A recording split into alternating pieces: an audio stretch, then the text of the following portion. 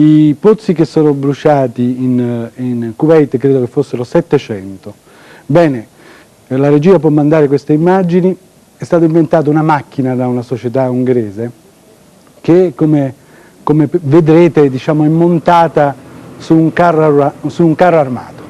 Cioè un carro armato è stato riciclato ed è servito nella maniera che adesso vedremo per spegnere gli incendi in Kuwait. Senza questa macchina sarebbe stato più difficile, le cose sarebbero durate più a lungo. Io credo che sia un'immagine simbolica di un futuro migliore che possiamo avere, un modo migliore per spendere forse i soldi che vengono destinati ad armamenti e quindi alle guerre, non sempre poi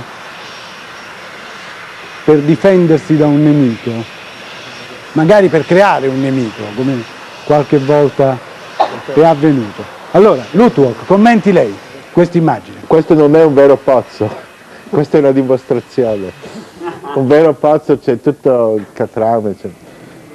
No, però queste macchine sono state impiegate effettivamente. Beh, io non sono ingegnere, l'unica cosa che vorrei dire è che possiamo già anticipare la prossima crisi e domandarci di come cosa succederà se ci sarà un altro Saddam Hussein, un'altra invasione del Kuwait, eccetera. L'alternativa alla guerra esiste, ma non è certo la diplomazia con l'aggressore.